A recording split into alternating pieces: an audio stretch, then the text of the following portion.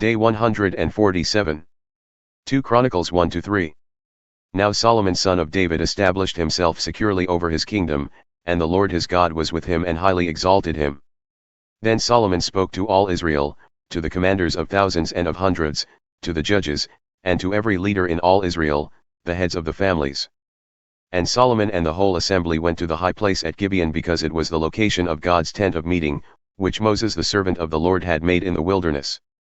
Now David had brought the ark of God from Kiriath-Jearim to the place he had prepared for it, because he had pitched a tent for it in Jerusalem. But the bronze altar made by Bezalel son of Uri, the son of Hur, was in Gibeon before the tabernacle of the Lord. So Solomon and the assembly inquired of him there. Solomon offered sacrifices there before the Lord on the bronze altar in the tent of meeting, where he offered 1,000 burnt offerings. That night God appeared to Solomon and said, "Ask, and I will give it to you." Solomon replied to God, "You have shown much loving devotion to my father David, and you have made me king in his place. Now, O Lord God, let your promise to my father David be fulfilled.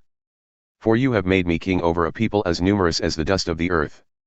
Now grant me wisdom and knowledge, so that I may lead this people. For who is able to govern this great people of yours?" God said to Solomon, "Since this was in your heart instead of requesting riches or wealth or glory for yourself or death for your enemies, and since you have not even requested long life but have asked for wisdom and knowledge to govern my people over whom I have made you king, therefore wisdom and knowledge have been granted to you. And I will also give you riches and wealth and honor unlike anything given to the kings before you or after you." So Solomon went to Jerusalem from the high place in Gibeon before the tent of meeting, and he reigned over Israel. Solomon accumulated 1,400 chariots and 12,000 horses, which he stationed in the chariot cities and also with him in Jerusalem. The king made silver and gold as common in Jerusalem as stones, and cedar as abundant as sycamore in the foothills. Solomon's horses were imported from Egypt and Cu, the royal merchants purchased them from Cu.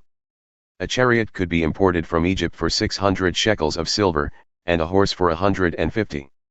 Likewise, they exported them to all the kings of the Hittites and to the kings of Aram. Now Solomon purposed to build a house for the name of the Lord and a royal palace for himself. So he conscripted 70,000 porters, 80,000 stonecutters in the mountains, and 3,600 supervisors.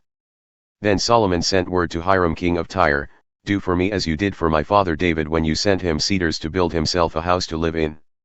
Behold, I am about to build a house for the name of the Lord my God to dedicate to him for burning fragrant incense before him, for displaying the showbread continuously, and for making burnt offerings every morning and evening as well as on the Sabbaths, new moons, and appointed feasts of the Lord our God. This is ordained for Israel forever. The house that I am building will be great, for our God is greater than all gods. But who is able to build a house for him, since the heavens, even the highest heavens, cannot contain him?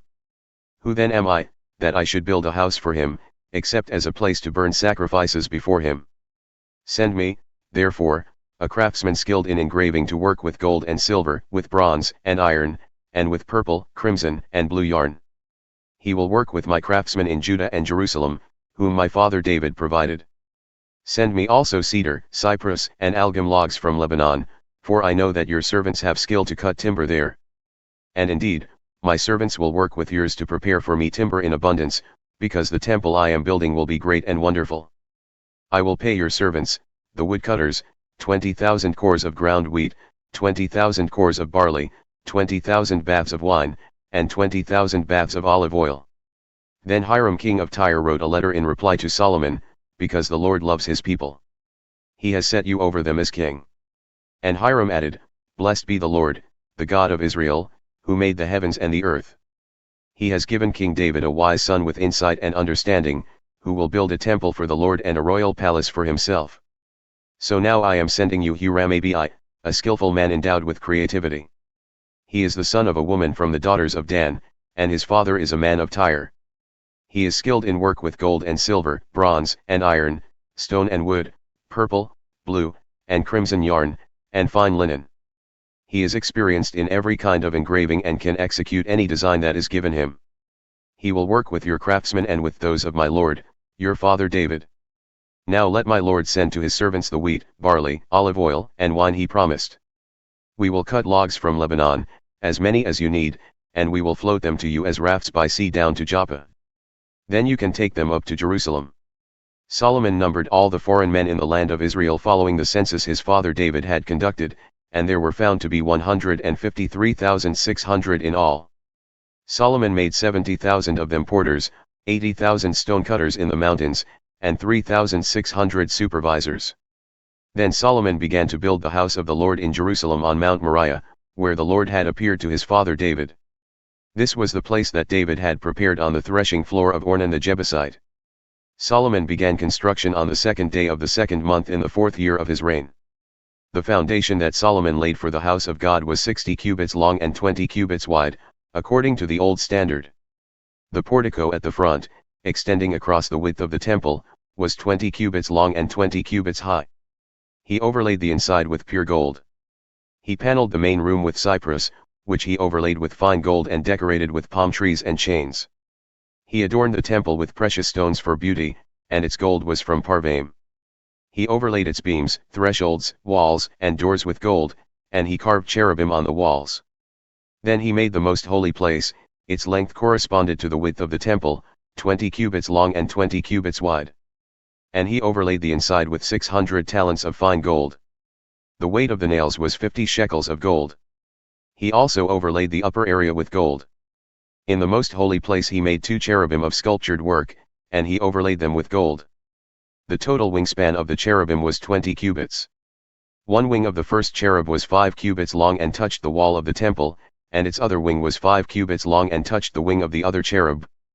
The wing of the second cherub also measured 5 cubits and touched the wall of the temple, while its other wing measured 5 cubits and touched the wing of the first cherub.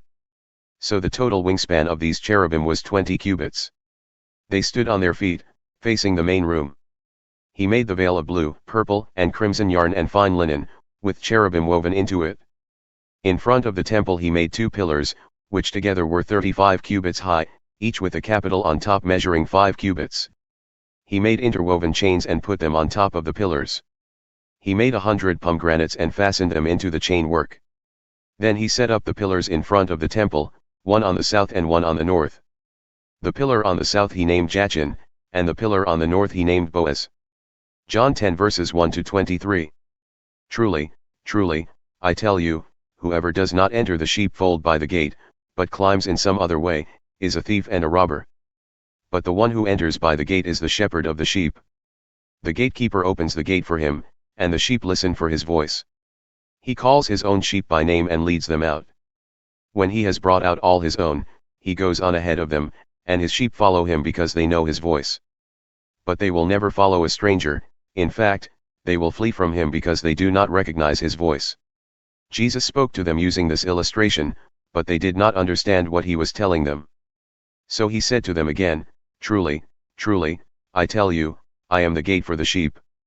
All who came before me were thieves and robbers, but the sheep did not listen to them. I am the gate. If anyone enters through me, he will be saved. He will come in and go out and find pasture. The thief comes only to steal and kill and destroy.